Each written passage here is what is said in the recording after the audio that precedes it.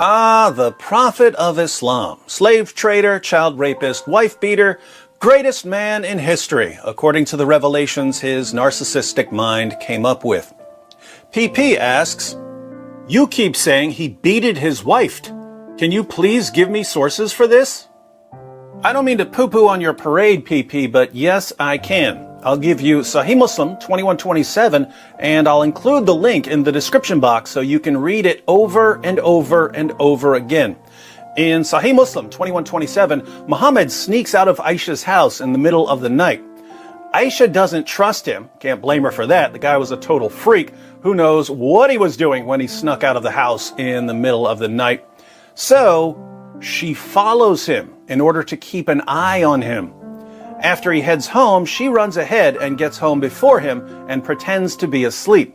But he hears her breathing heavily from running. So he decides to teach her who's boss. Let's read the passage. Muhammad ibn Qais said to the people, should I not narrate to you a hadith of the Holy Prophet on my authority and on the authority of my mother? We thought that he meant the mother who had given him birth. He, Muhammad ibn Qais, then reported that it was Aisha who had narrated this. Should I not narrate to you about myself and about the messenger of Allah, yada yada yada? We said, yes. She said, when it was my turn for Allah's messenger, yada yada yada, to spend the night with me, he turned his side, put on his mantle, and took off his shoes and placed them near his feet, and spread the corner of his shawl on his bed, and then lay down till he thought that I had gone to sleep. He took hold of his mantle slowly and put on the shoes slowly and opened the door and went out and then closed it lightly. I covered my head, put on my veil and tightened my waist wrapper and then went out following his steps till he reached Baki. He stood there and he stood for a long time. He then lifted his hands 3 times and then returned, and I also returned. He hastened his steps and I also hastened my steps. He ran and I too ran. He came to the house, and I also came to the house. I, however, preceded him, and I entered the house. And as I lay down in the bed, he, the Holy Prophet, entered the house and said, why is it, O Aisha, that you are out of breath? I said, there is nothing. He said, tell me, or the subtle and the aware would inform me. I said, Messenger of Allah, may my father and mother be ransom for you. And then I told him the whole story. He said, was it the darkness of your shadow that I saw in front of me? I said, yes. He struck me on the chest, which caused me pain, and then said, did you think that Allah and His apostle would deal unjustly with you? He struck me on the chest, which caused me pain. He struck me on the chest, which caused me pain. That's right. Don't let her give you no lip, Prophet Muhammad. What's amazing here is that Muslims lose their minds when you quote this passage to them. It doesn't mean that he hit her. It only means that he gave her a shove, or that he poked her, or that he pushed the evil out of her with his holy Hadouken. But why in the name of common sense would Muslims think that beating women and child brides is bad when Allah tells you to beat rebellious wives into submission in Surah 4 verse 34 of the Quran? Fact, Muhammad and his companions were wife beaters. If you think that wife beating is morally wrong, congratulations. You're a better person than Muhammad and his companions.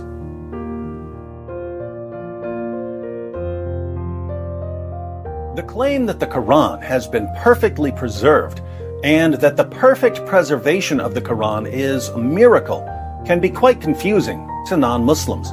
We wonder whether there's any good evidence that the Quran has been perfectly preserved.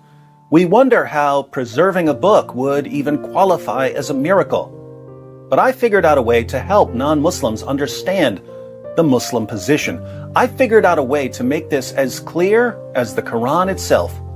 I decided to find something else that's been perfectly preserved so that we can compare this other perfectly preserved thing with the perfectly preserved Quran. By understanding why it's miraculous for this other thing to be perfectly preserved, we can finally understand the miracle of the Quran.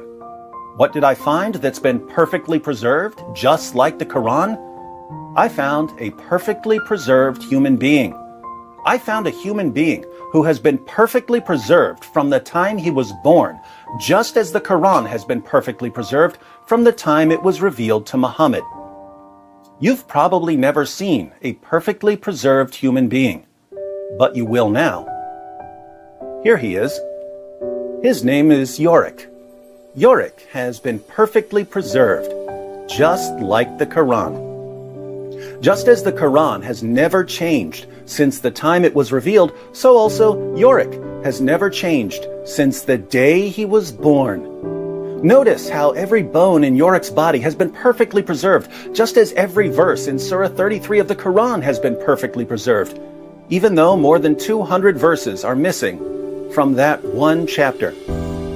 Notice that none of Yorick's muscles are missing, just as no chapters of the Quran are missing, even though Muhammad's companion Abu Musa said that 2 chapters of the Quran were lost because Muslims were too lazy to recite them, and another 2 chapters were excluded because Muslims didn't realize they were supposed to be in the Quran. Notice that Yorick still has all of his internal organs, just as the Quran still has all of the passages that were lost forever when the only Muslims who had them memorized died in battle.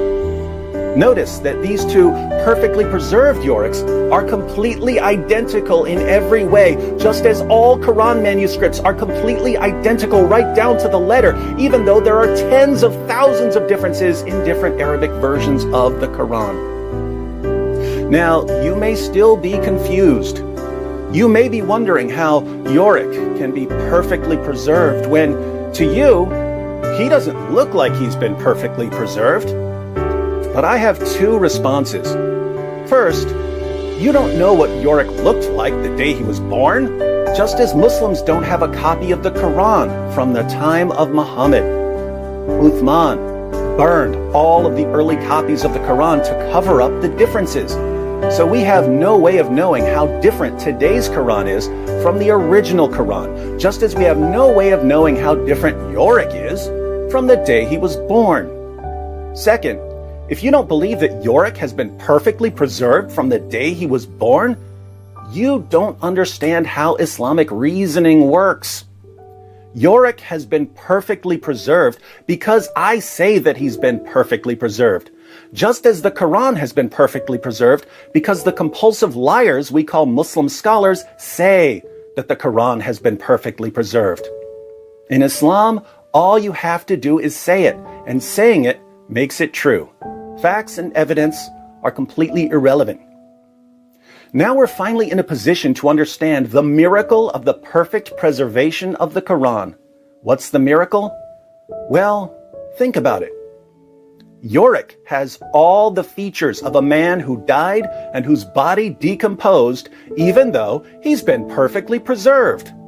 It's a miracle that he has all the features of a decomposed corpse when he's been perfectly preserved from the day he was born. Similarly, the Quran has all the features of a book that's been corrupted, and yet it's been perfectly preserved anyway, because the miracle of perfect preservation.